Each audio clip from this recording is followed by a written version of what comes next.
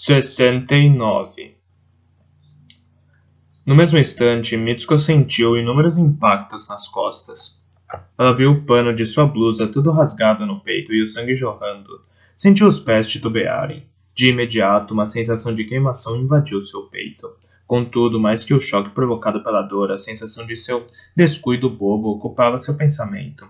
Com o terreno tão enlameado, como foi possível que não tivesse ouvido o barulho dos passos de alguém se esgueirando por trás dela? Apesar do grande número de balas que a alvejou, Mitsuko pôde se virar. Havia um rapaz vestindo um casaco da escola. O peculiar penteado de cabelos escorridos para trás. O rosto elegantemente bem definido, os olhos de pupilas brilhantes e frígidas. Era Kazuo Kiriyama, o estudante número 6. Mitsuko concentrou a força sobre a mão direita que segurava a M19. Seus músculos estavam praticamente inutilizados, mas ela reuniu toda a força que lhe restava na tentativa de erguer a arma. Apesar de Mitsuko se debater entre a vida e a morte, de repente seus pensamentos deslizaram para outro local. Logicamente, isso deve ter durado apenas uma fração de segundo. A conversa que teve com Hiroki Sugimura, agora caído a seus pés.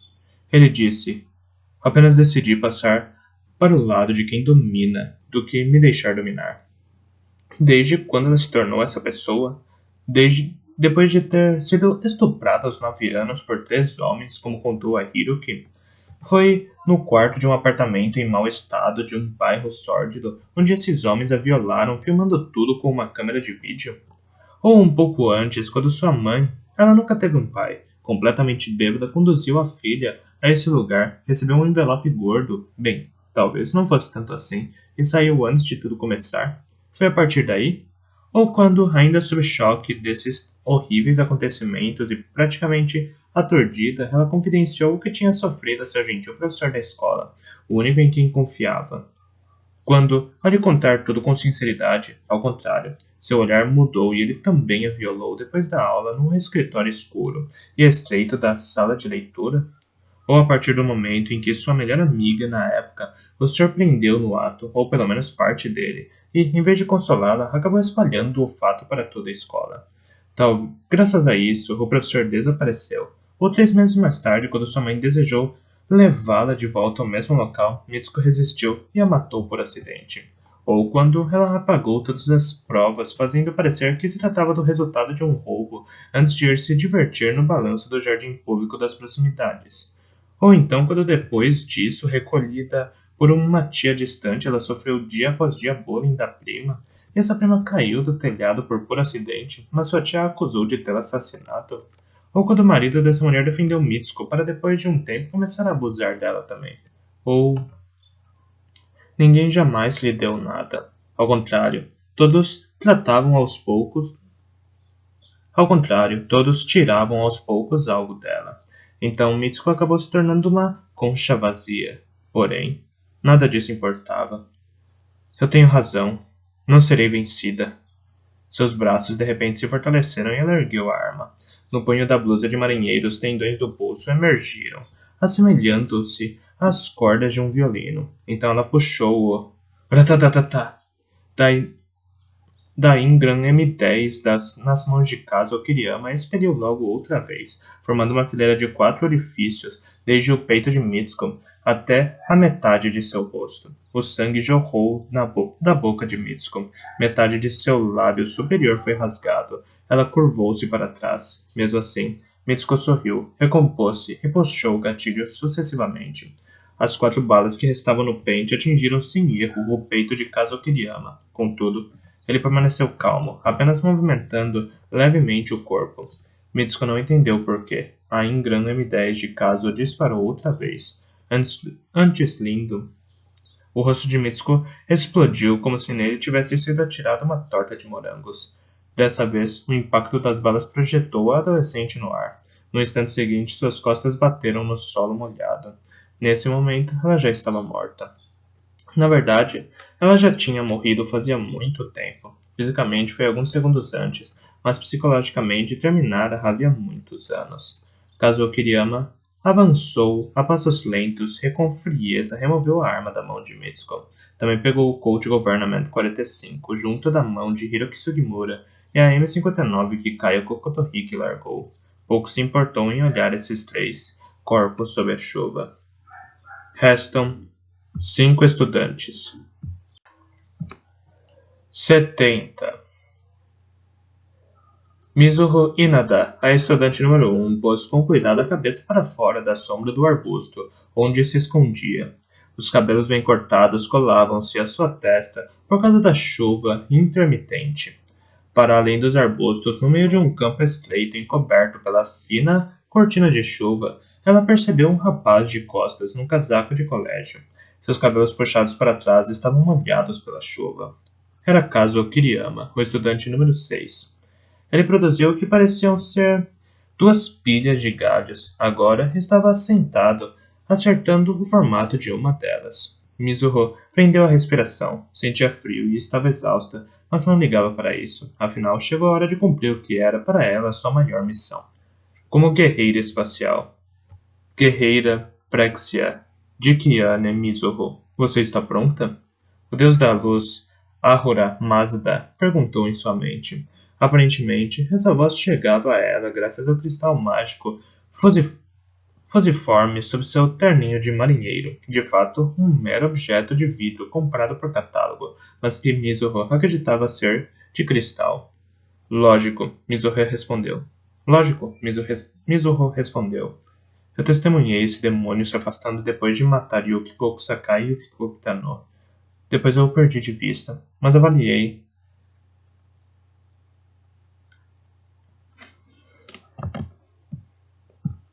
Mas acabei de achá-lo. E eu o vi matar Mitsuko Soma, aquele outro demônio que assassinou Kayoko Kotohiki. Devo exterminar esse inimigo. Eu o segui até aqui. Muito bem, então. Você está a par de sua missão? Sem dúvida, senhor. Recebi sua mensagem, pelo vidente local, dizendo que um dia me tornaria uma guerreira destinada a lutar contra as forças do mal. Na época, eu não compreendi o significado, mas agora entendo claramente. Você não tem medo? Não, senhor. Seguindo sua orientação, não tenho que temer. Você é um membro sobrevivente da sagrada tribo de Kiane. Você foi a guerreira escolhida. A luz da vitória a envolverá em breve. Algum problema? Não. É apenas que grande Ahura Mazda, minha correligionária, a guerreira Lorela Laosase Kaori, morreu. Em sua antiga sala de aula da turma B, Kaori Minami, que passou algum tempo saindo com Mizuho Hinada, escondia um bocejo ao ouvi-la dizer: Você é a guerreira Lorela. Mas isso não vem ao caso.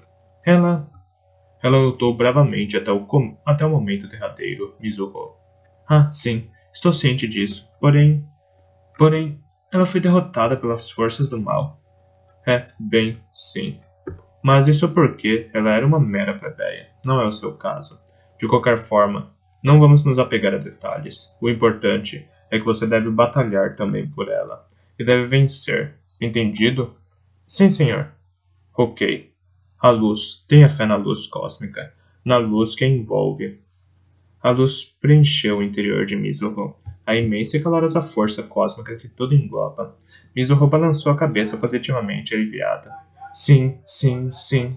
Desembainhou a faca de lâmina dupla. Ao encontrar a arma em seu kit de sobrevivência, Mizuho a achou bastante apropriada a uma guerreira. Ela a segurou com ambas as mãos em frente ao rosto. Uma luz imaculada envolveu a lâmina azul e Mizuho olhou para Kazuo, além da luz. Ela viu as costas de Kazuo. Estavam completamente expostas. É agora. O momento chegou. Você deve aniquilar o inimigo. Sim. Mizuho saiu de dentro dos arbustos silenciosamente e correu em direção a Kazuo. Uma luz cintilava ao redor da faca de 15 centímetros que para ela se transformou naquele momento numa espada legendária de 1 metro de comprimento. A espada de luz transpassaria em linha reta o monstro maligno, enquanto arrumava a posição de um galho com a mão esquerda.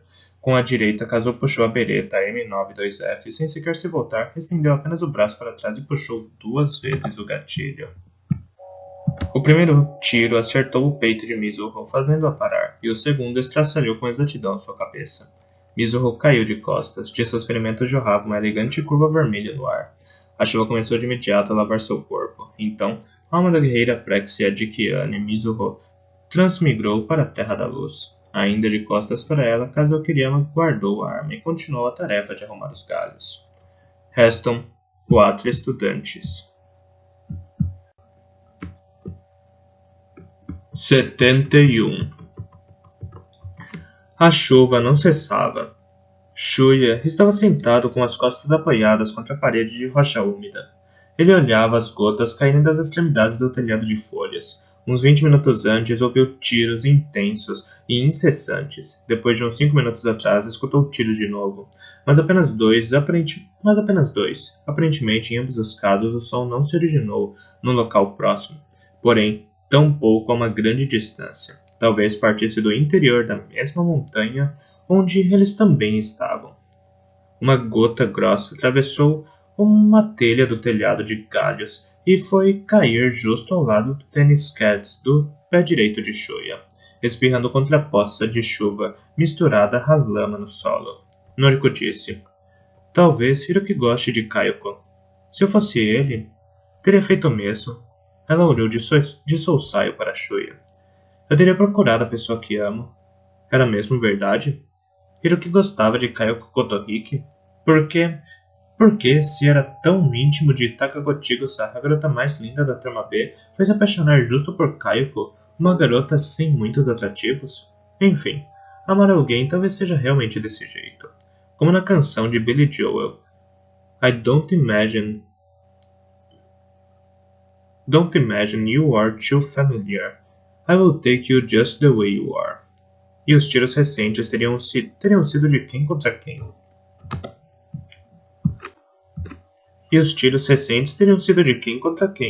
Na verdade, o último deles não teve réplica, o que mostrava se tratar mais de uma execução que de um embate, incluindo os que ouviu logo depois de ter deixado o farol, e excluindo os que custaram a vida de Yukie Utsumi e de suas amigas. Foram 3 sessões de tiros desde a meia-noite. Não seria estranho assumir que pelo menos 3 pessoas teriam morrido nas últimas horas. Seriam 5 sobreviventes naquele momento? Quem foram os 3 mortos? Ou ninguém teria morrido, apenas fugido um do outro depois de uma troca de tiros? Nesse caso, haveria 8 remanescentes, incluindo eles mesmos. "Está cansado, Shuya?"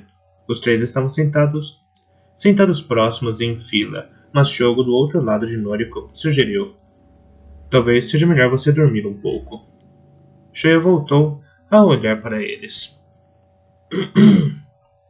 "Não." Ele sorriu. "Dormi muito bem até o meio-dia." Aposto que vocês não pregaram os olhos." Shogo deu de ombros. "Eu estou tranquilo, mas Noriko, ela quase não dormiu esperando por você." Shuya olhou para Noriko, mas ela sorriu e acenou com as mãos diante do rosto, num gesto demonstrando que o que Shogo dizia não era verdade. "Não, nada disso. Acho que cochilei várias vezes." Shogo, ao contrário, permaneceu todo o tempo acordado, montando guarda para que eu pudesse descansar. Ela disse, transferindo o olhar de Shuya para Shogo. Shogo soltou uma gargalhada e deu de ombros. Então, levantou com exagero a mão até o peito, num gesto de reverência, dizendo: "Eu estou sempre pronto para protegê-la, Vossa Alteza." Noriko riu. Tocou a mão dele com a mão esquerda e replicou: "Sou todo agradecimentos, caro Shogo." Shuya ergueu a sobrancelha, observando essa interação. Era estranho ver como Noriko e Shogo pareciam íntimos agora. Desde que o jogo começou, Noriko parecia ter falado com Shogo na maior parte do tempo por intermédio de Shuya, mas agora as coisas pareciam diferentes. Eles aparentavam formar um bom par. Era natural, portanto, considerando que haviam passado mais de metade do dia sem a presença de Shuya. Shogo de repente apontou para Shuya e disse: "Vejam só, parece que temos alguém enciumado por nós dois estarmos nos entendendo bem." Noriko arregalou os olhos, fitando Shuya. Ela sorriu e disse: "Tá, vai nessa." Shuya ficou levemente corado. "Ciúmes? Eu? Se liga." Shogo deu de ombros. Ele levantou a sobrancelha e disse para Noriko em tom de zombaria: "Ele disse que eu confio em você, porque a ama." Shuya desejava dizer algo, mas estava sem graça. Shogo começou a rir ao vê-lo sem palavras. Chegou até a gargalhar. Apesar de querer dizer algo para revidar, Shoya acabou levando na brincadeira, e riu também. Noriko também tinha uma expressão sorridente. Foi um momento de felicidade, era o tipo de conversa e de risos que se compartilharia com amigos de longa data na lanchonete de sempre depois das aulas. Mesmo que não pudessem descartar uma sensação de que voltaram a se reunir em razão do funeral de um amigo em comum. Ainda com um sorriso no canto dos lábios, Shogo olhou para o relógio e saiu de debaixo do telhado de galhos para verificar de novo se não haveria algum sinal de Hiroki. Noriko sorriu e olhou para Shoya. Shogo é um gozador. Shoya sorriu. Sim, mas... Ele olhou de solsaio para o vazio. Eu devia estar mesmo com ciúmes. Shoya olhou de novo para Noriko. Ele estava prestes a lhe dizer, num tom brincalhão, eu devia mesmo estar com ciúmes. Noriko com certeza riria e diria, tá, vai nessa. Shogo voltou para a frente do telhado. Sua face com a barba por fazer estava úmida das gotas da chuva. Tem fumaça, ele disse. De imediato, se virou. Shoya se levantou às pressas. Ele ajudou Noriko a se erguer com o braço e ambos caminharam até onde Shogo estava. A chuva tinha diminuído, por isso, apurando o olhar, eles puderam ver a fumaça, sem dúvida, flutuando no céu. Conforme acompanharam os olhos de Shogo, viram uma coluna de fumaça branca no lado oposto da montanha norte. Duas colunas de fato. Viva! Inconscientemente, Shoya soltou um pequeno grito ao estilo de uma canção de rock and roll. Seus olhos encontraram os de Noriko. Ela, não menos entusiasmada, abriu um sorriso e declarou: Então Hiroki está seguro? Shogo pegou o apito de pássaro do bolso e o tocou enquanto observava a fumaça. Ouviu-se o nítido trinado de um pequeno pássaro se ampliando dentro da chuva que envolvia a ilha. Shogo olhou o relógio e 15 segundos depois parou de assoprar o apito. Então virou o rosto para eles. Vamos esperar um pouco mais aqui. Imagino que ele ouvirá este som, apenas se estiver perto. Demorará um pouco. Eles voltaram para debaixo do telhado. Hiroki provavelmente encontrou Kayoko, Noriko disse. Shoya estava prestes a concordar, mas parou quando percebeu a boca enrijecida de Shogo. Noriko também parou de sorrir. Shogo, Shoya disse. Shogo ergueu a cabeça e depois a balançou. Não é nada. Só acho que as coisas não podem ter sido necessariamente desse jeito. Hã? Mas... Shoya levantou a palma da mão direita aberta. Hiroki é do tipo que nunca desiste. Shogo balançou a cabeça, afirmando. Talvez seja. Ele fez uma pausa e afastou o olhar dos dois. Mas ele pode ter encontrado apenas o cadáver de Kayoko. O rosto de Shoya ficou tenso.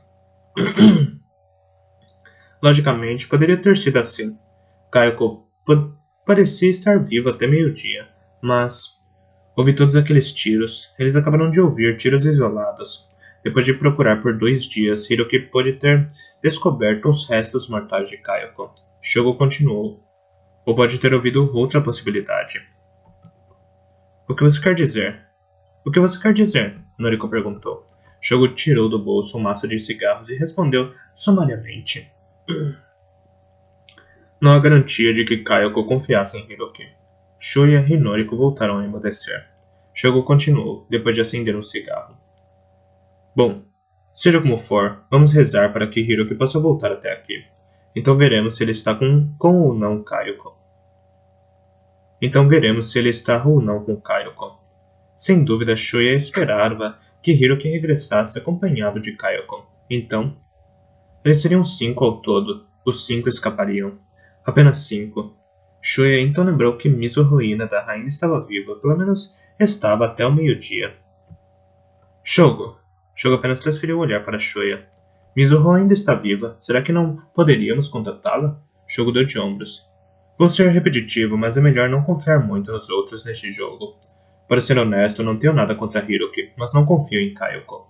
Shoya mordeu o lábio. Eu sei, mas... Bem, se as condições permitirem, podemos tentar imaginar um jeito de contatar Mizuho, mas... Ele soltou uma baforada. Não se esqueça de que até lá talvez não estejamos vivos. É isso mesmo. Shogo disse que no final, se todos os demais estiverem mortos, haverá uma forma de escapar. Isso significa que não importa o que acontecesse, eles teriam que enfrentar outra vez Kazuo Kiriyama e Mitsuko Soma. Ele não estava certo sobre Mitsuko, mas seria impossível escapar de um confronto com Kazuo. ele não morreria tão fácil, o que significa que, possivelmente, nenhum dos três sobreviveria a um embate com o Kazuo. Shogo tragou seu cigarro já curto e disse: Vou perguntar de novo, Shuya. Ele soltou uma baforada e continuou olhando para o amigo. Mesmo que possamos encontrar Hiroki, provavelmente teremos de enfrentar de novo Kazuo, ou lutar com Mitsuko. Você está preparado para agir sem perdão? Então era isso. Eles só poderiam se dar ao luxo de contratar Mizuho Inada depois de derrotarem Kazuo e Mitsuko.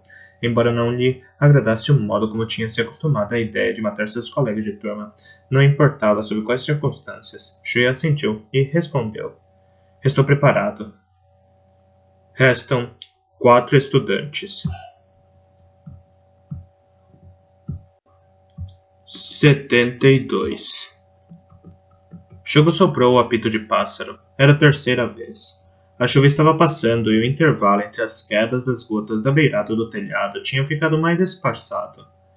Já passava das 5 da tarde. O próprio Shuya, depois de ouvir o mesmo som de pássaro 4 vezes, podia encontrar Noriko e Shogo. Mas isso foi porque ele tinha alguma noção da localização deles. Poderia demorar mais para Hiroki reencontrá-los, pois ele não possuía essa informação. Shogo voltou para debaixo do telhado e acendeu outro Wild Seven. Ele soltou a fumaça e do nada perguntou: Onde vocês querem ir? Shuya olhou para Shogo, que estava sentado do outro lado de Noriko. Shogo se virou para ele. Eu esqueci de explicar, mas tenho contato. Quando estivermos fora daqui, podemos ficar com ele por algum tempo. Um contato? Shuya replicou, e Shogo confirmou. Um amigo do meu pai, ele prosseguiu. Ele providenciará a fuga para fora do país. Imagino que vocês não se oponham, certo? Seríamos presos se permanecêssemos aqui. Seríamos mortos como ratos. Fugir do país? Noriko disse, parecendo um pouco surpresa. Realmente podemos fazer isso? Shuya perguntou. Quem é o amigo de seu pai? Quem é esse amigo de seu pai? Shogo olhou para eles, como se refletisse algo enquanto levava o cigarro à boca com a mão esquerda. Porém logo afastou o cigarro da boca e disse. Não é um bom momento para lhes contar. Caso nos separemos durante nossa fuga, seria ruim se qualquer um de nós fosse pego e compartilhasse nossos planos com o governo. Não significa que eu não confie em vocês, porém, se eles torturarem, vocês acabarão eventualmente confessando. Portanto, eu me encarrego de levá-los até lá. Depois de pensar um pouco sobre o assunto, Shuya concordou. Parecia o jeito certo de fazer as coisas. Mas, vejamos, Shogo disse. Ele mordeu o cigarro e tirou um pedaço de papel do bolso. Parecia a tal folha na qual todos eles escreveram a declaração Nós vamos nos matar uns aos outros. Shogo a rasgou em duas e então escreveu a lápis em ambas. Dobrou-as várias vezes com cuidado, entregando uma a Shuya e outra a Noriko. O que é isso? Shuya perguntou, e fez menção de desdobrar a folha. Shogo impediu, dizendo, calma, não há necessidade de ver agora. Por via das dúvidas, é nossa forma de contato caso nos separemos. O horário e local estão escritos aí. Vão a esse local e horário todo dia. Eu farei o possível para chegar lá também. Não podemos ver agora? Noriko perguntou. Não. Shogo foi taxativo. Apenas leiam no caso de acabarmos nos separando. Em outras palavras, sua anotação e a de Shuya contêm informações diferentes. É melhor que cada um não saiba a anotação do outro, apenas caso vocês sejam detidos. Shuya e Noriko se entreolharam. Então Shuya se virou para Shogo. Eu ficarei ao lado de Noriko, não importa o que aconteça. Eu sei, Shogo sorriu amarelo. Mas não podemos descartar a possibilidade de nos separarmos outra vez. Como aconteceu com você quando o Kazuo nos atacou. Shuya apertou os lábios e fitou Shogo. Mas acabou concordando. Depois de trocar olhares com Noriko, guardou a nota no bolso. Noriko fez o mesmo. Com certeza era impossível prever o que poderia acontecer. Em primeiro lugar, escapar da ilha seria algo extremamente complexo, mas se esse fosse o caso, então ele e Noriko também não deveriam definir seu próprio local e horário de encontro, sem contar a Shogo? Em todo caso, se Shogo acabasse sendo pego pelo governo, a situação deles não teria esperança de qualquer jeito. Shogo perguntou, então, aonde vocês querem ir? Shuya lembrou que Shogo havia perguntado para onde eles desejariam ir, depois de fugirem do país. Ele cruzou os braços e pensou por algum tempo no caso. Então afirmou, para mim seriam os Estados Unidos. É o país do rock. Sempre quis ir lá algum dia. Só não imaginei ir para lá como fugitivo. Entendi. Shogo concordou. E você, Noriko? Não tenho nenhum lugar em mente, mas... Noriko disse e olhou de Sousai para Shuya. Shuya olhou de volta, afirmando. Vamos juntos, ok? Ah, os olhos de Noriko se arregalaram. Então, ela...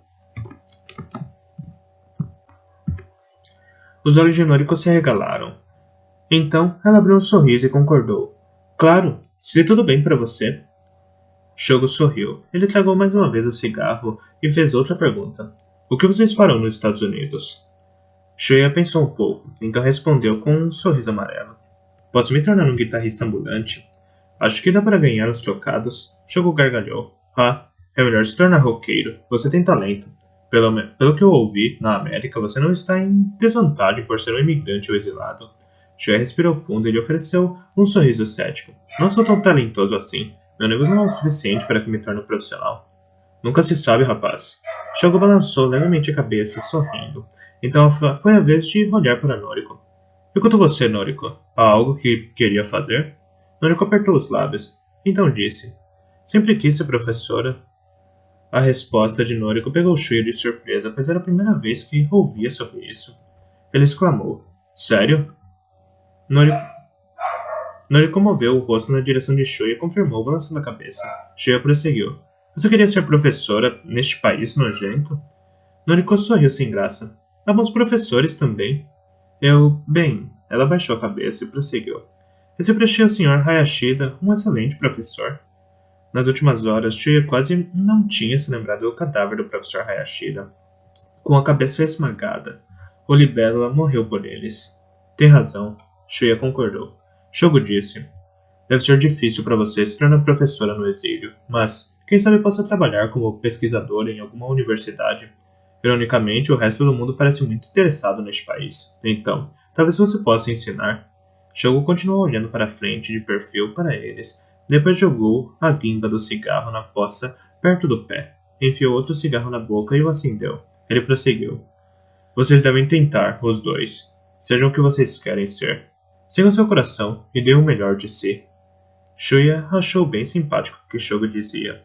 Sigam seu coração, deem o melhor de si. Ele lembrou do jeito de falar do falecido Shinji Mimura, que da mesma forma às vezes dizia coisas que atingiam em cheio a verdade.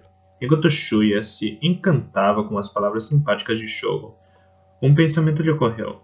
Faltava algo no que Shogo dizia. Shuya logo se deu conta do que era. E você? Ele perguntou em voz enérgica. Com um misto de ansiedade. O que você fará? Shogo deu de ombros. Eu lhe disse, este país tem uma dádiva comigo. Não, não é. Eu lhe disse, este país tem uma dívida comigo. Não, não é isso. Eu emprestei muito a ele. Vou cobrar de volta, custe o que custar. Por isso, não poderei ir com vocês. Não, Noriko exclamou, angustiada. Porém, Shuya reagiu de forma diferente. Ele apertou os dentes e disse, se houver algo a fazer, eu vou te ajudar. Shogo olhou para Shuya por um instante. Depois abaixou os olhos e balançou negativamente a cabeça. Não diga tolices. Por que não? Shuya insistiu. Eu também quero me vingar desta merda de país. Tem razão, Noriko replicou. A intervenção dela surpreendeu Shuya. Noriko olhou para Shogo e prosseguiu. Vamos fazer isso juntos? Shogo olhou para os dois, soltando um suspiro profundo. Ergueu os olhos e baixando-os em seguida disse. Olha, já devo ter dito isto antes. Este pode ser um país de merda, mas é bem administrado. Não seria nada fácil acabar com ele. Não. Eu diria que é absolutamente impossível agora. Mas eu... Ele se virou e admirou, além do telhado, o céu embranquecido depois do cessar da chuva. Então voltou a olhar para os dois. Para usar uma expressão antiga, eu desejaria destruí-los com um único golpe de espada. Desejo me vingar. Questão de satisfação pessoal. Nada mal. Ele parou para repetir. Nada mal mesmo. E então, Shuya começou a falar, mas Shogo interrompeu, erguendo a mão. Escute até o final. Shuya se calou e deixou Shogo prosseguir. Digo que você morrerá se me acompanhar nessa luta. Você acabou de declarar que iria com Noriko. O que significa? Ele olhou para Noriko, depois olhou de volta para Shuya. Você ainda tem Noriko. Proteja, Shuya. Se um dia ela for ferida, lute por ela. Seja um adversário, um ladrão, a droga da República da Grande Ásia Oriental ou um ser extraterrestre. Depois, voltando-se para Noriko, acrescentou gentilmente. O mesmo se aplica a você. Você ainda tem Shuya, certo? Proteja-o, Noriko. É loucura morrer sem justificativa. E falando novamente para Shuya. Você entende? Não tenho nada, portanto, farei isso mesmo, apenas por satisfação pessoal. É diferente de vocês. Seu tom de voz soou severo no final. Ele conferiu a honra, jogou outro cigarro na poça. Ele conferiu a hora, jogou outro cigarro na poça. Levantou-se e saiu de debaixo do telhado. O apito de pássaro ecoou. Conforme eu via, Shuya se lembrou de uma música de um roqueiro da China continental intitulada Nada em Meu Nome. O trecho mais lindo da canção era a estrofe. Você diria que me ama mesmo eu não tendo nada em meu nome? Mas o que Shogo estaria querendo dizer quando afirmou que não tinha nada? Nota da tradução. Trata-se da música Nothing to My Name, de Kui Jian, cantor, trompetista e guitarrista de Pequim, considerado o pai do rock chinês. Nota da tradução. Depois de soar o apito de pássaro por exatos 15 segundos, Shogo voltou para debaixo do telhado e se sentou. Noriko gentilmente perguntou a Shogo. Não há ninguém de quem você goste? Isso era algo que Shuya também gostaria de perguntar. Shogo arregalou os olhos e exibiu em seguida um sorriso amargo. Eu não pretendia lhe contar isso, mas... Ele declarou e respirou fundo antes de prosseguir. Não. Talvez eu quisesse contar. Shogo confiou a mão no bolso de trás da calça e puxou de lá sua carteira. Tirou uma foto com as bordas dobradas. Noriko, a seu lado, rapegou. Ela e Shuya olharam a foto. Shogo aparecia na foto da cintura para cima. Vestiu o uniforme da escola e seu cabelo estava tão comprido quanto o de Shuya. Ele sorria, um sorriso espontâneo difícil de imaginar nele agora. E, à sua esquerda, estava uma garota em terninho de marinheiro. Seus cabelos negros estavam amarrados, jogados sobre o ombro direito. Ele parecia ter um temperamento forte, mas exibia um sorriso muito charmoso. Ela parecia ter um temperamento forte, mas exibia um sorriso muito charmoso.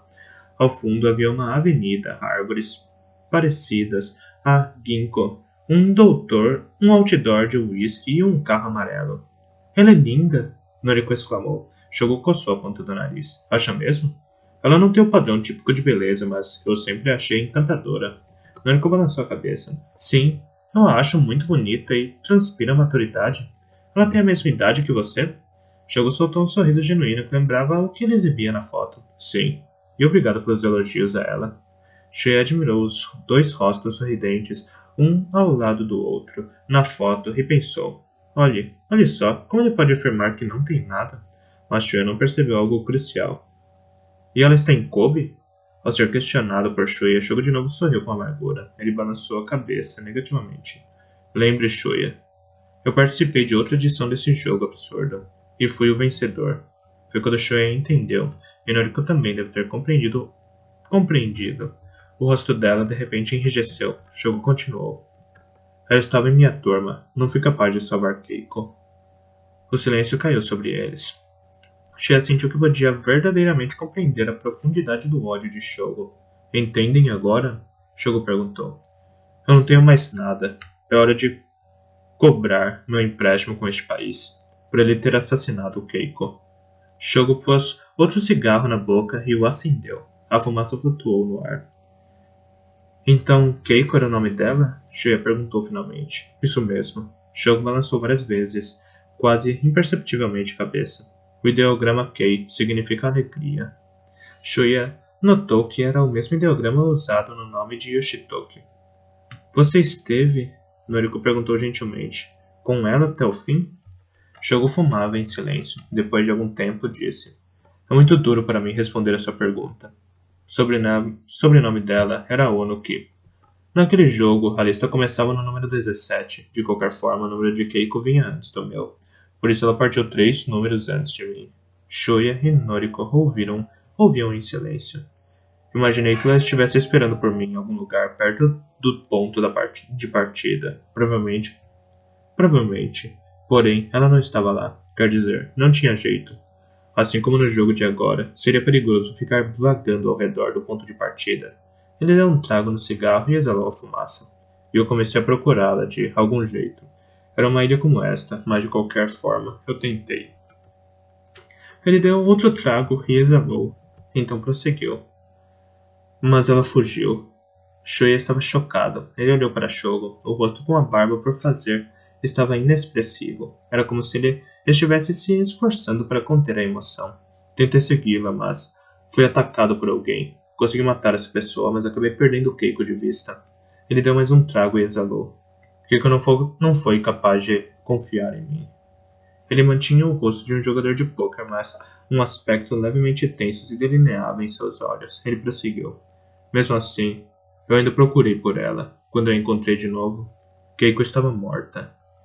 Shuya entendeu ao reencontrar os dois. Shuya lhes falou sobre o grupo de Yukio Utsumi e comentou: confiar em alguém é realmente muito difícil. Ao que Shogo replicou com uma expressão um pouco complexa. Sim, é muito difícil.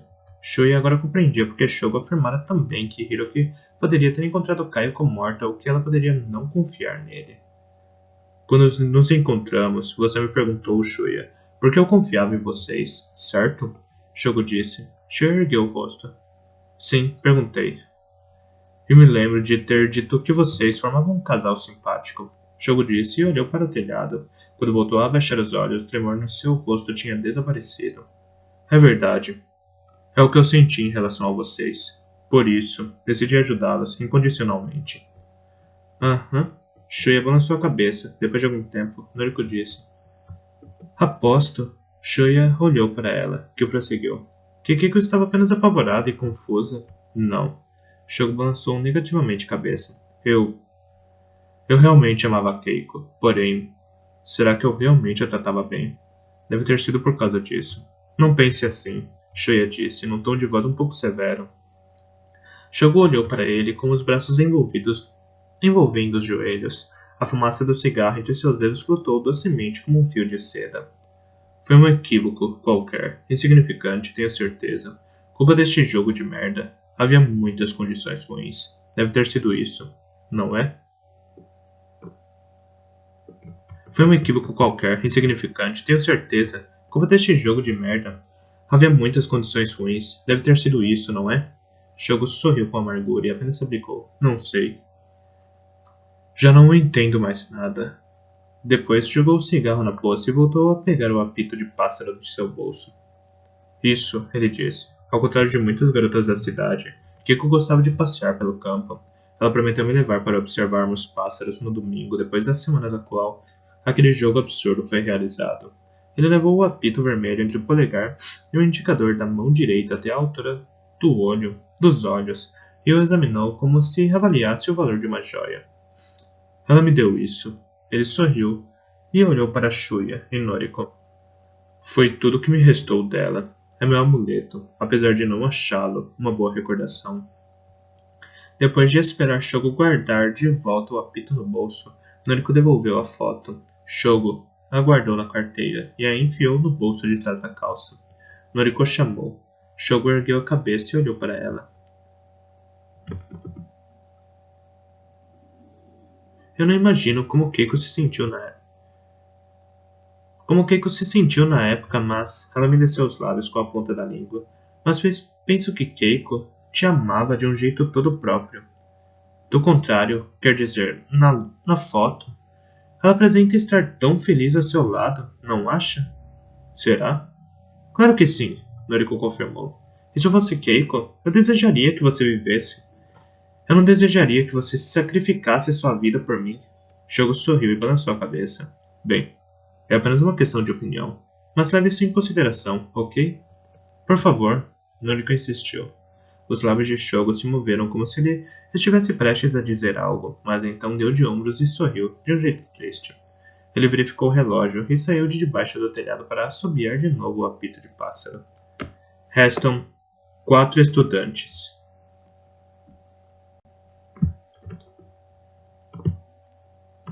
(73) Parou por completo de chover por volta da sexta vez que Shogo assobiou o apito de pássaro. Eram 5 para 6 da tarde, mas uma luz extremamente brilhante em comparação às das 6 horas precedentes envolvia a ilha. Eles removeram o telhado de galhos da parede de rocha.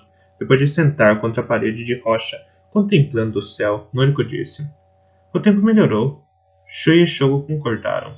Uma brisa leve soprou, agitando a vegetação. Shogo enfiou mais um cigarro na boca e o umedeceu. Olhando o Shogo de perfil, Shuya hesitou se devia lhe contar algo ou não. Acabou decidindo falar. Shogo, com o cigarro pendendo de um canto da boca, Shogo ergueu o rosto. "O que me diz de você? Não havia nada que desejava ver? Não havia nada que desejava ser?" Shogo riu com ironia enquanto exalava a fumaça. "Eu queria ser médico, como meu velho." "Isso mesmo. Pensei que pelo menos um médico poderia ser útil às pessoas, mesmo neste país ferrado." Ele declarou. Shuya se sentiu aliviado. "Então, por que não se torna um? Talento é o que não lhe falta." Dando tapinhas no cigarro para a cinza cair, Shogo balançou a cabeça como querendo mostrar que aquela conversa tinha acabado. Noriko disse: "Shogo." Ele moveu a cabeça na direção dela. "Mesmo sendo repetitiva, vou dizer de novo." Ela olhou para o céu, que agora começava a apresentar uma mistura de luz alaranjada.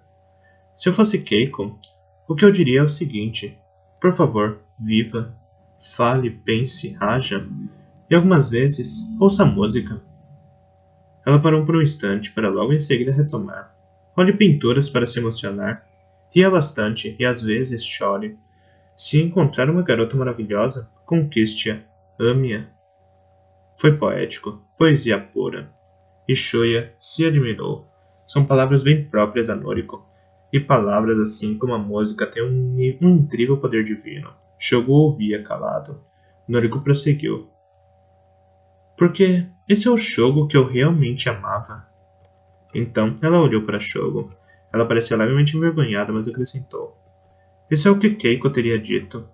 As cinzas no cigarro de Shogo se alongou. Shuya disse: "Vamos, Shogo. Se estivermos vivos, deve haver uma maneira de acabar com esse país. Deve haver um caminho mais longo." Mas Shuya parou, mas então prosseguiu. "Nós nos tornamos bons amigos. Nós realmente sentiremos sua falta. Vamos para a América, os três." Shogo silenciou durante um longo tempo. Então, parecendo se dar conta de que seu cigarro tinha queimado até o filtro, ele o jogou fora. Ele ergueu a cabeça na direção dos dois. Estava prestes a dizer algo. Shuya pensou: sim. Venha conosco, Shogo. Estaremos juntos. Somos uma equipe. Olá, pessoal. A voz familiar de Sakamoto ecoou. Shuya levantou às pressas o braço esquerdo com a mão direita e conferiu seu relógio. Os ponteiros do mostrador sujo de lama indicavam 6 da tarde, exatamente 5 segundos depois das 6. Vocês podem me ouvir? Bem, acho que restam poucos para me ouvir. Agora anunciarei os mortos. No grupo dos rapazes, Shuya já estava imaginando o que Sakamoto diria. Estavam apenas 4 rapazes: Shuya, Shogo, Hiroki e Kazu Kiriyama. Logicamente, o mesmo acontecia com as garotas Noriko, Kayoko Kotohiki, Mitsuko Soma e Mizuho Inada. Kazu não poderia ter morrido tão facilmente, e Hiroki enviou o sinal. Portanto, nenhum dos rapazes estava morto, mas temos apenas um, o estudante número 11, Hiroki Sugimura. Os olhos de Shuya se arregalaram. Restam 4 estudantes.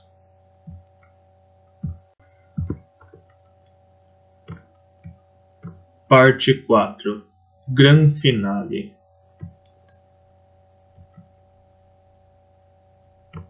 74. Bem, agora com as moças temos uma quantia elevada. Número 1, Mizuho Inada. Número 2, Yukie Utsumi. Número 8, Kayoko Kotohiki. Número 9, Yuko Sakaki. Número 11, Mitsuko Soma. Número 12, Haruka Tanizawa. Número 16, Yuka Nakagawa. Número 17, Satomi Noda. E número 19, Chisato Matsui. Shuya e Noriko se entreolharam. Os olhos de Noriko tremiam. Eles já estavam preparados para ouvir sobre o grupo de Yukie, mas Hiroki e Kayoko também, e Mitsuko Soma e Mizuho Inada. Basicamente, isso significava que os únicos que restavam eram eles 3 e Kazu. Não pode ser! Shuya exclamou. Desde que o sinal de fumaça se elevou, não houve nenhum tiro. O Hiroki morreu esfaqueado? Ou ele não tinha ouvido o anúncio de Sakamoto corretamente?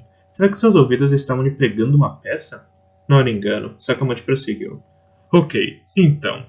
Agora restam 4 estudantes. Podem me ouvir? Kazuo, Shogo, Shuya e Noriko? Muito bom trabalho, estou realmente orgulhoso de todos vocês. Agora, anunciarei os novos quadrantes proibidos. Antes que Shuya pudesse marcá-los no mapa, Shogo disse. Peguem suas coisas. Hã? Shuya replicou, mas Shogo apenas sinalizou a eles para se apressarem. Sakamoto continuou. A partir das 7 da noite... Tome cuidado. É caso, de alguma forma, ele deve ter descoberto o método de Hiroki nos contatar. Devemos estar enviando sinais para Kazuo todo esse tempo. Sakamoto terminou seu discurso dizendo. Ok então, deem o melhor de si. Resta só mais um pouco. Nesse momento, Shuya já havia se levantado às pressas. Noriko levou seu kit de sobrevivência ao ombro. Shuya viu os olhos de Shogo se moverem para o sistema de alarme. Os dois introduzidos em entalhes nos troncos de finas árvores diante de seus olhos. Então ele viu o fio se afastando do tronco da árvore molhada da chuva. Abaixem-se! Shogo gritou. Ao mesmo tempo, o ratatatata soou, bem acima das cabeças baixas das de Shuya e de Noriko. Chamas apareceram na parede da rocha e fragmentos caíram sobre eles. Agachado, Shogo segurou a Uzi e atirou para dentro do mato. Talvez ele tenha sido atingido, talvez não, mas de qualquer forma, Kazuo. Quem mais poderia ser? Não revidou os tiros. Shogo exclamou. Por aqui! Rápido! Os 3 começaram a correr para o sul ao longo da parede da rocha, no lado oposto de onde partiam os tiros de Kazuo. Ao chegarem à área além da parede de rocha onde Shogo usava o apito de pássaro, ouviram mais uma vez o som da metralhadora. Os tiros não os atingiram. Eles entraram nos arbustos em frente. Havia uma fenda na parte mais estreita da rocha profunda, mais de menos de 1 metro de largura. Coberta com sujeira e folhas, ela prosseguiu para o sul. Shuya não sabia de sua existência, mas Shogo devia ter escolhido sua posição com esse lugar em mente. Era uma trincheira natural. Shogo pediu que se apressassem. Shuya e Noriko saltaram para dentro dela. Shogo metralhou em direção às suas costas com a Uzi e o seguiu. Um ruído diferente do som da arma de Shogo voltou a se ouvir. Uma árvore fina com raízes ao longo da beira da fenda teve o tronco destruído bem ao lado da cabeça de Shuya. Corram! Shogo gritou, e eles começaram a correr pelo fundo da fenda. Shuya quase tropeçou num galho seco caído dentro dela, mas conseguiu de algum jeito se recompor e o acompanhou Noriko. Atrás deles, as 2 armas trocaram tiros. De repente, Noriko à frente parou como se tivesse sido atingida por algo. Ela gemeu e se agachou. Shuya, virando-se em direção a Shogo, correu até ela. Será que havia tropeçado em algo? Não. Ela olhou para Shuya. Havia um corte horizontal sob seu olho esquerdo e o sangue lhe escorria pela face. Talvez sua mão direita também estivesse cortada. O sangue gotejava de seu pulso, levemente fechado.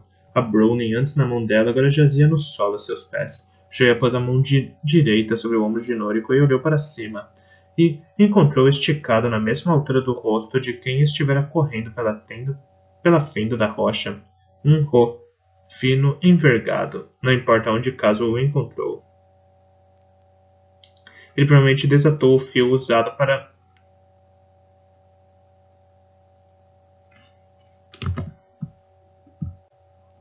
Shuya pôs a mão direita sobre o ombro de Noriko, olhou para cima e encontrou, esticado na mesma altura do rosto de quem estivesse correndo pela fenda da rocha, um fio fino envergado. Não importa onde Kazuo o encontrou, ele provavelmente desatou o fio usado para segurar algum objeto. O fato é que previu que os 3 escapariam por aquele caminho. Se Shuya tivesse ido de encontro ao fio, sem dúvida, ele teria cortado sua garganta. Pelo menos isso não aconteceu com Noriko, mas na pior das hipóteses, ela poderia ter perdido a vista. O rosto de Shuya estava vermelho de raiva. Não sei quem é Kazuo Kiriyama, afinal. Shogo disse. O cara apenas escolhe. Não sei se ele é normal ou anormal, gênio ou louco, mas ferir Noriko é imperdoável. Vou matar esse bastardo. De qualquer forma, Shuya enfiou a CZ-75 dentro da calça para ajudar Noriko a se levantar, e recolheu a Browning e com a arma em punho passou o braço sobre o ombro dela. Cambaleando, Noriko começou a se pôr de pé. Shogo se Shogo seguiu enquanto atirava, olhou de relance para os dois e via-se no canto de sua boca uma expressão como se apertasse os dentes, talvez por ter mais que depressa visto o fio. Ao se voltar de novo, Shuya viu Kazuo Kiriyama saltar para dentro da fenda mais além de Shogo. Enquanto atirava, Shogo gritou: "Abaixem-se!" Segurando a sua metralhadora, Kazuo agilmente se abaixou num flanco da fenda. Shogo atirou na rocha ao longo da curva, destruindo-a e levantando poeira. "Corram!" Shogo repetiu. Shuya ajudou Noriko a se levantar e os dois começaram a correr sobre o fio. Ele desacelerava para o caso de haver outras armadilhas. Shuya estava impaciente. Se pudesse usar ambos os braços, apoiaria Noriko com um deles e com o outro encheria Kazuo de balas. Mas, colado atrás deles, Shogo continuava a atirar. Kazuo também revidava enquanto avançava gradualmente. A fenda, que se estendia por 50 ou 60 metros, chegou ao fim. Shuya saltou para o solo antes de Noriko. Ele pegou a mão esquerda dela, que não estava ferida, e a puxou.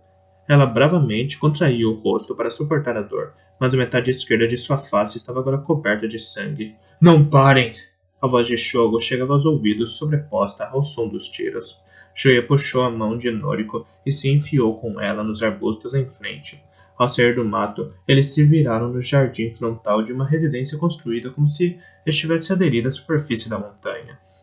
Via uma casa antiga, térrea. Havia um pequeno caminhão branco bem ao lado do caminho, em frente à entrada da casa. Por algum motivo, havia uma máquina de lavar e um refrigerador antigos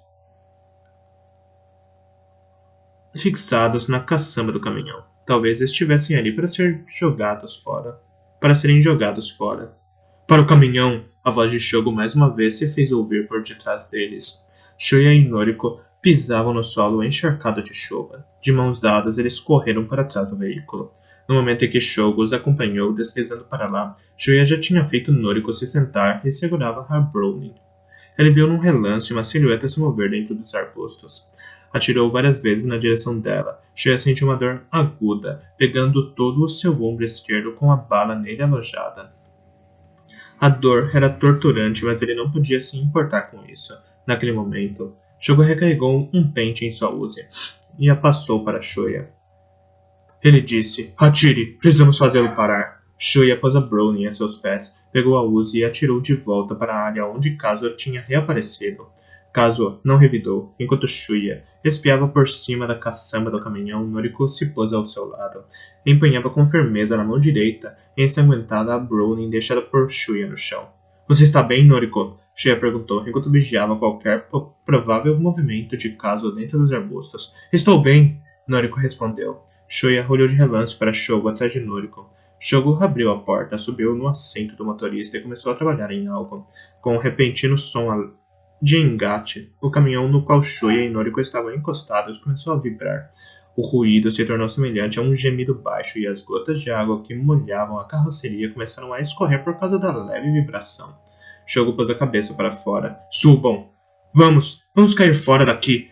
Noriko, rápido!" Shogo estendeu a mão e ajudou Noriko a entrar no caminhão. "Shuya, no assento do passageiro!" Shogo gritou, enquanto começava a dar marcha ré com o caminhão. Girou o volante e foi de traseira em direção a Kazuo, virando então. A porta do assento do passageiro estava direcionada a Shuya. Noriko abriu.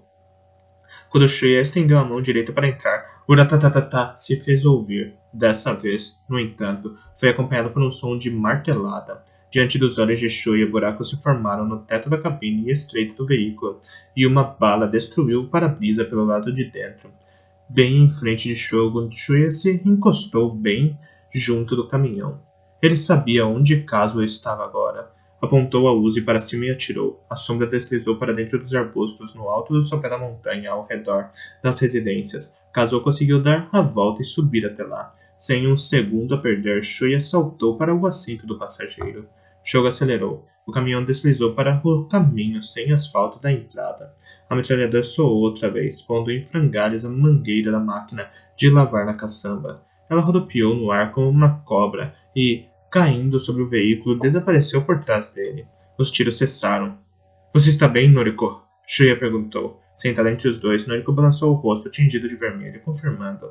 Porém, seu corpo estava enrijecido. Ela ainda segurava com firmeza Brownie com ambas as mãos. Shuya pôs a Uzi, que empunhava na mão direita entre as coxas, retirou uma bandana do bolso e enxugou o rosto de Noriko. Logo, um grande volume de sangue saiu do ferimento, no qual se podia ver a carne rosada. A cicatriz do ferimento com certeza não poderia ser removida com uma simples cirurgia. Uma covardia, tratando-se de uma garota. Merda! Shuya olhou para Shogo ao volante.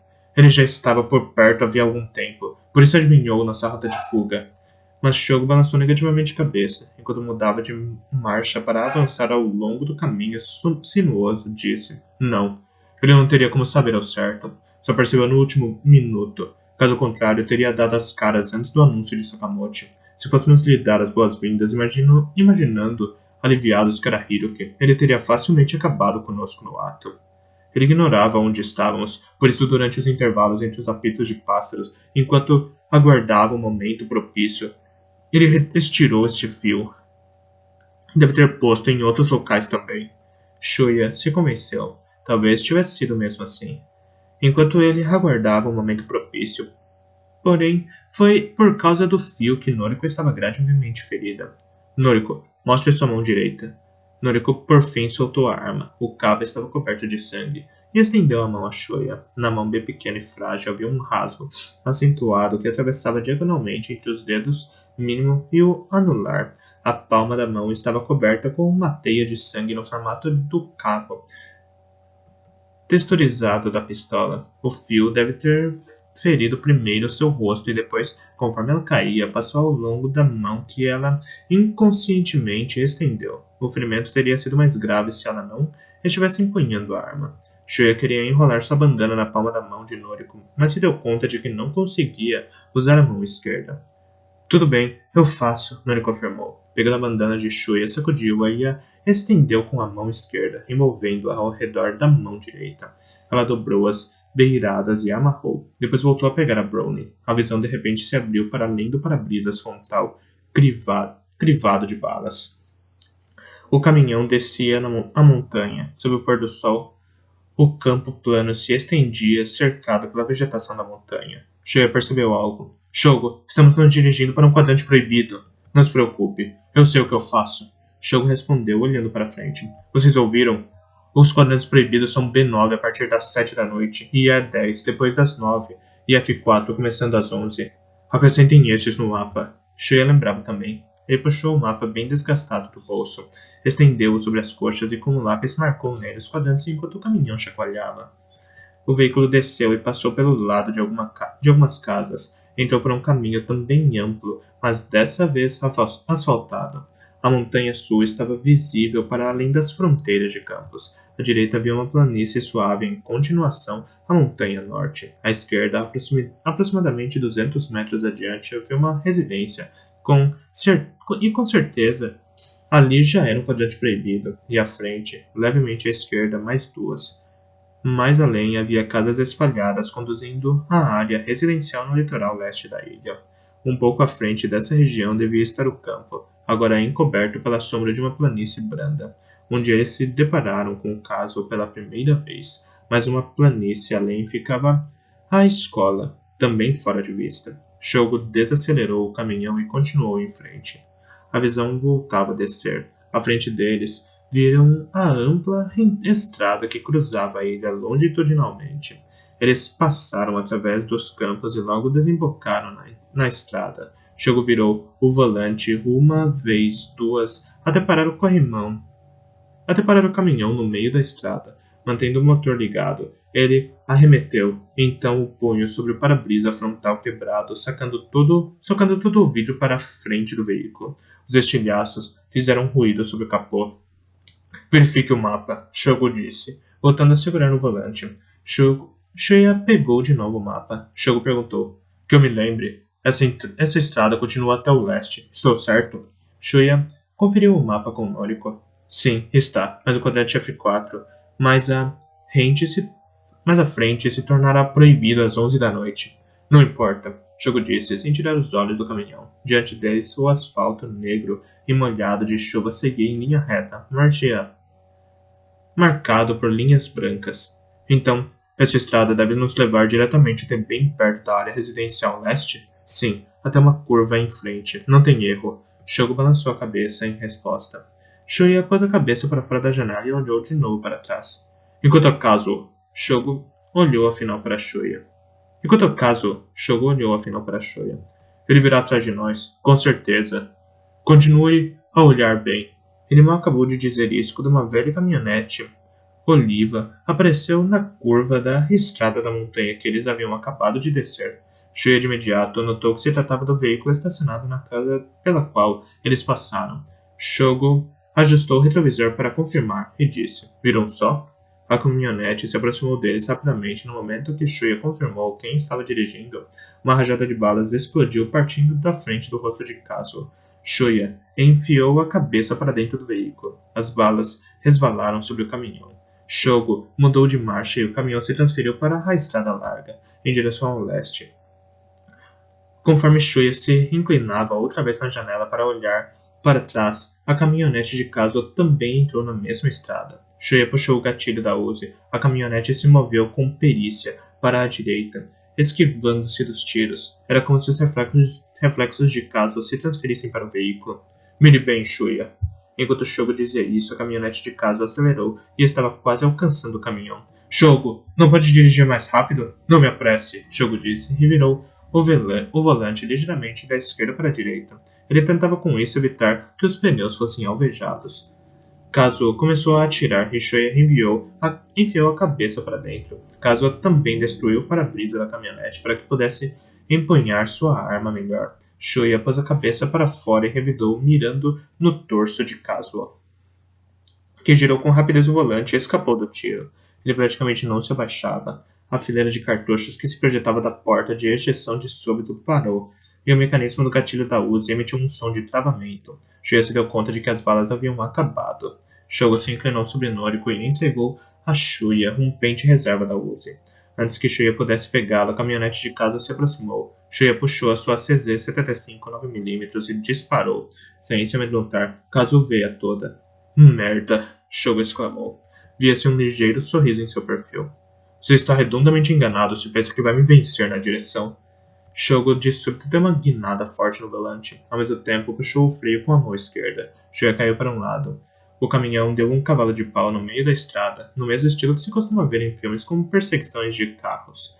Enquanto o caminhão girava, a caminhonete se aproximava deles. Do assento do motorista, as chamas se projetaram juntamente com o som familiar da metralhadora. O espelho retrovisor se espatifou bem em frente à cabeça de Noriko. Abaixe-se! Shuya ouviu o berro de Shogo, porém antes disso atirava em Kazuo com a sua CZ-75. Por um milagre, as balas da metralhadora de Kazuo não acertaram Shuya. Mas os tiros disparados por Shuya tampouco atingiram Kazuo. No momento em que o para-choque frontal do caminhão foi raspado pela parte frontal esquerda da caminhonete, Shuya teve uma visão mais próxima dos olhos eternamente frígidos de Kazuo que ele ama. Os pneus cantaram sobre a superfície molhada e o giro por fim cessou. No momento em que a caminhonete parou por completo, as posições do perseguidor e do perseguido se inverteram. Na realidade, Shogo conseguiu se esquivar da frente da caminhonete de Kazuo, fazendo um giro completo. A caminhonete estava na dianteira. Shogo imediatamente mudou de marcha e acelerou. O motor roncou com um súbito surto de força e o caminhão avançou para a traseira da caminhonete. Kazuo estava se virando para trás. Atire, Shuya! Manda bala! Shogo berrou. Nem precisaria berrar. Shuya apertou com firmeza o gatilho da Uzi recarregada e disparou com a arma no automático. Ele sabia que os cartuchos vazios estavam sendo lançados para cima de Noriko, mas não podia se preocupar com isso. O para-brisa traseiro da caminhonete se estilhaçou. Com um baque surdo, a parte traseira se ergueu. Então o pneu direito estourou com um estrondo. Shuya ficou sem balas, mas a caminhonete agora cambaleava para a beira da estrada. Shogo acelerou. Levou o caminhão para o lado esquerdo da caminhonete. Deu uma guinada no volante e amassou o veículo com o lado direito do caminhão. Para os três, representou um choque, embora nem tanto como se comparado com a caminhonete de Kazuo. De início, ele perdeu o controle para, em seguida, deslizar para o lado direito da estrada e voar para dentro de uma plantação, batendo com um estrondo com a frente do solo. Folhas de algo parecido com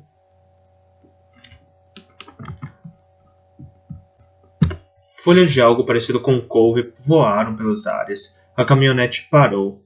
Shogo freou rápido o cano, que parou quase em paralelo à caminhonete numa posição da qual se podia ver o teto do carro logo abaixo.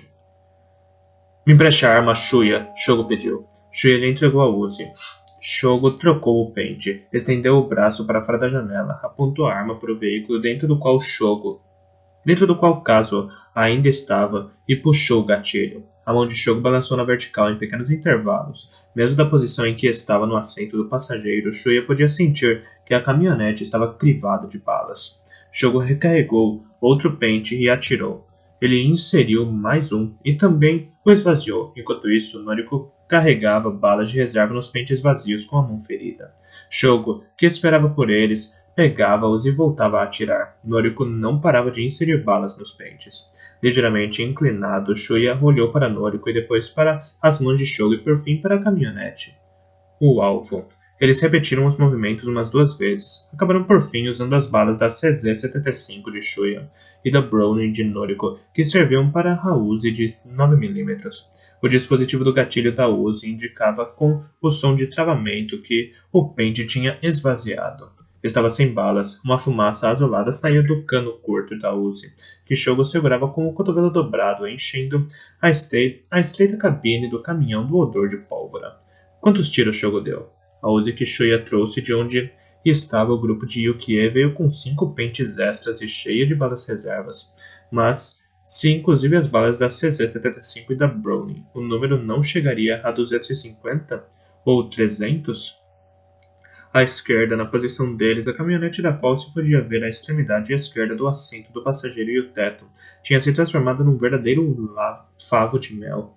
Ou talvez se pudesse chamar de uma malha. Não, melhor seria dizer que era uma estranha gaiola própria para coletar insetos em forma de carro. O céu estava tingido por um completo de uma cor alaranjada. Shuya não podia parar para contemplá-lo, mas, julgando pela luz, ele imaginou que um lindo pôr-do-sol deveria estar se estendendo pelo céu a oeste. Você o acertou? Shuya perguntou. Shogo estava prestes a responder aquilo. Quando a caminhonete se moveu, estava dando marcha ré, cruzou a beira do campo e retrocedeu, subindo para o acostamento, de novo em direção à traseira do caminhão deles. Shuya estava sem palavras. Não apenas o motor da caminhonete ainda funcionava, mas Kazuo continuava vivo e a dirigia. Shogo apostou todas as suas fichas, acabando com todo o suprimento de balas e mesmo assim, Kazuo ainda estava vivo. Por trás do capo crivado de balas, a parte superior do corpo de Kazuo emergiu do assento do motorista como um boneco saído de uma caixa de surpresas, empunhando a metralhadora. Ouvia-se o ratatatá e a janelinha acima da cabeça de Noriko se despedaçou. Ao mesmo tempo, 2 buracos transpassaram a placa de aço próximo à janela. Shuya não se surpreendeu porque a carcaça frágil do caminhão de fabricação nacional tivesse permanecido incólume por tanto tempo. Talvez graças à máquina de lavar e ao refrigerador deitados na caçamba, ou talvez Shogo os tivesse carregado prevendo aquela situação. Merda! Shogo trocou a marcha e deu partida no caminhão. Atire, Shuya! Vamos contra-atacar! Shuya disparou sem trégua sua CZ-75 em direção à caminhonete de Kazuo, que logo começou a se mover em perseguição a eles. Kazuo revidou com balas que passaram raspando pelo rosto de Shuya, criando faíscas ao resvalar na estrutura de metal do caminhão. Shuya imediatamente esvaziou sua arma. Ele trocou o pente e, enquanto atirava, percebeu que depois daquelas balas eles teriam apenas a Browning de Noriko e seu pente extra. Nada mais. Enquanto Shuya hesitava, Kazuo atirou. Ele ouviu o som da metralhadora, seguido outra vez do zunido dos tiros atingindo o refrigerador na caçamba e provocando um voo de faíscas. A diminuta porta do congelador se abriu e caiu no solo. Shogo, as balas acabaram! Shogo girava o volante com calma. A metralhadora de Kazuo também já é inútil. Ainda não tem tempo para recarregá-la. Shogo acertou na mosca. Ouviam-se agora tiros de uma pistola. Bem, bem. Aparentemente, o assento bem ao lado do ombro de Noriko tinha explodido. Noriko, fique abaixada! Dizendo isso, Shuya estendeu o braço direito para fora da janela e atirou em direção à casa, que agora segurava uma pistola com uma das mãos. Mas não havia balas. Pegou a Browning na mão de Noriko. Atirou. Em frente e à esquerda do caminhão, entre as casas e o campo, havia os restos de um armazém que se incendiou por completo. Talvez fosse o prédio ao qual Shogo se referiu, que ardeu em chamas na explosão da madrugada. Agora eles estavam a menos de 200 metros da curva que conduzia à área residencial do lado leste da ilha. Ei, Shogo, ali é... Shogo concordou e virou o volante para a esquerda. A lateral esquerda do caminhão pareceu flutuar sob o corpo de Shuya, mas depois de conseguir de alguma forma retomar o equilíbrio, o caminhão saltou para a estrada de barro. Era outra vez a estrada que serpenteava pelos campos em direção à montanha do norte. Kazuo seguiu, dirigindo a caminhonete com perícia. Shuya mirou e atirou.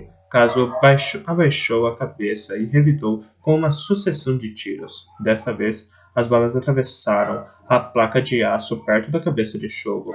Shuya, continue a atirar até esgotar as balas. Impeça que ele revide. Shogo berrou, encurvado por sobre o volante. Shuya notou que o ombro esquerdo do casaco da escola de Shogo estava rasgado e o sangue escorria. Ele foi atingido por Kazuo. Shuya esboçou um protesto, mas se inclinou para fora e atirou. Shogo devia estar planejando escapar de novo por dentro da montanha. Se fosse assim, era preciso impedir que Kazuo atirasse. Ou, por sorte, talvez Shuya conseguisse acertá-lo. Ele atirou, e agora Brownie tinha o bloco da culatra aberto. Shuya estava sem balas. A montanha se descortinava diante dos olhos deles. Uma visão familiar. Era muito estranho, mas havia uma casa de fazenda cercada por um muro de concreto. E um campo, no meio dele, um trator. Shuya se deu conta de que foi ali que eles lutaram pela primeira vez com Kazuo. Mas agora, eles viam a cena pelo lado oposto. Shogo, estou sem balas. Você está fugindo para a montanha? Shuya pôde perceber pelo perfil de Shogo que ele sorria levemente. Shogo replicou. Ora, ainda temos balas. Shuya franziu a sobrancelha sem entender nada. O caminhão desviou do caminho da entrada que conduzia à casa da fazenda e arremeteu para dentro de uma estreita leiva do campo. Ele passou pela lateral do trator. A estrada adiante se tornava estreita para o caminhão. Shogo não parecia se importar e seguiu adiante. Kazuo vinha na cola deles, mantendo a mesma distância de apenas 20 metros. Do assento do motorista ele voltou a atirar. O caminhão entrou no campo e parou. A lateral do assento do passageiro dianteiro, onde Shuya se sentava, estava agora voltada na direção de Kazuo. Shogo deu um chute para abrir a porta e gritou: Saiam! Por aqui! E pulou para fora do caminhão. Shuya empurrou Noriko, que se abaixou e o seguiu. Ele olhou de relance para trás. A caminhonete se aproximava. Houve um barulho de tiros bem próximo. O pneu esquerdo dianteiro da caminhonete de Kazuo explodiu a apenas 10 metros em frente deles. A caminhonete desgovernou devagar e, como uma prancha de surf, pegando uma enorme onda, deslizou ao longo da leiva do campo elevada à esquerda, com a frente levantada. No momento seguinte, capotou para dentro do campo. Pouco antes de a caminhonete parar por completo, uma sombra negra saltou do assento do motorista. No momento em que ela deu uma cambalhota e se pôs de joelhos, Shuya pôde ver Kazuo voavam faíscas de suas mãos, com o ruído de tiros contínuos. Bang, bang.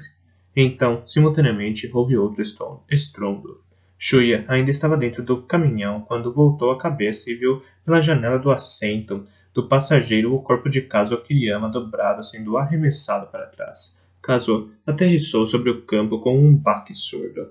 Ele estava completamente imóvel. Shuya de repente recordou como Kyoichi Motobuchi morreu. Seu estômago se assemelhou à lixeira de uma fábrica de linguiças. Havia certa distância até Kazuo, impossibilitando verificar a condição do estômago dele.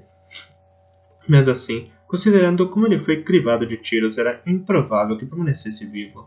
Então, Shuya saltou para fora do caminhão. Ele viu Shogo saindo de trás da caçamba, segurando a carabina que Shuya lançou no campo quando fugia de Kazuo. Viu? Ainda temos balas. Shogo pegou a carabina, que Shuya jogou fora no dia anterior, carregou às pressas com cartuchos que ainda tinha e atirou de volta. Ele deve ter sido capaz de dar 2 tiros naquele período de tempo, acertando o caso. Logo de início, Shogo disse devagar. Ele perdeu a oportunidade de um ataque surpresa, por isso foi derrotado. Por que então teria que acabar com todos nós? Ele respirou fundo e pôs cuidadosamente a carabina ao lado do refrigerador, na caçamba do caminhão. Depois, tirou um maço de Wild Seven do bolso, pegou um cigarro e acendeu. Você está sangrando, Shogo, Noriko disse, apontando para o ombro esquerdo dele. Sim. Shogo olhou de relance para o ferimento e depois sorriu exalando fumaça. Não é nada. Bang! Ouviu-se um tiro. O corpo de Shogo se inclinou. O cigarro Wild Seven caiu de sua boca, deixando para trás de si um rastro de fumaça. O rosto com a barba por fazer se contorceu. Seus olhos observaram vagamente os pés de Shuya. Para além de Shogo, Shuya viu Kazuo erguer o torso de uma parte mais baixa do campo, empunhando uma arma na mão direita. Ele ainda estava vivo. Mas como se ele foi atingido pelo tiro da carabina? O corpo de Shogo lentamente tombou para a frente. Kazuo, com rapidez, apontou a arma para Shuya, que se deu conta de que, assim como Shogo, não estava mais atrás do caminhão. E, como se não bastasse, estava desarmado, ou melhor, não tinha balas. Era muito tarde para recarregar a carabina na caçamba. Muito tarde. O cano pequeno da arma de Kazuo, a uns bons 10 metros de distância, parecia um túnel gigante. Um buraco negro engolia todo. Bang! Shuya instantaneamente fechou os olhos. Ele sentiu a sensação de algo transpassando seu peito e pensou. Estou morrendo. Ele abriu os olhos. Ele não estava morto. Kazuo na luz alaranjada diagonal do sol poente com uma pinta vermelha gravada no flanco do nariz. A arma caiu de sua mão. Seu corpo mais uma vez se inclinou para trás. Caiu. Shuya lentamente voltou a cabeça para sua esquerda. Noriko estava de pé, segurando com ambas as mãos a Smith & Wesson 38. Nossa, então foi isso que aconteceu. Enquanto Shogo carregava a carabina, Noriko também armou o revólver que Shuya pusera de lado no dia anterior com suas balas remanescentes, 38, especiais. As mãos de Noriko tremiam segurando a arma. Ouviu-se a voz de Shogo. Ele levantou antes de Shuya poder ajudá-lo. Shuya perguntou rapidamente, Você está bem? Shogo não respondeu. Ele pegou a carabina e depois de recarregá-la com os cartuchos em seu bolso, caminhou em direção ao Kazuo. Parou exatamente a 2 metros com...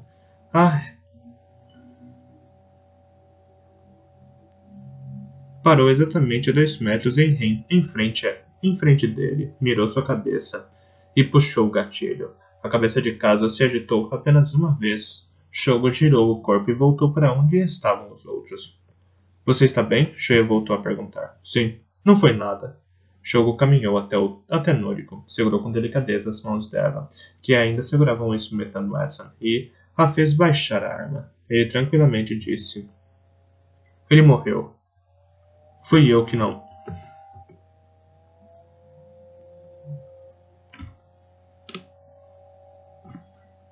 Ele morreu.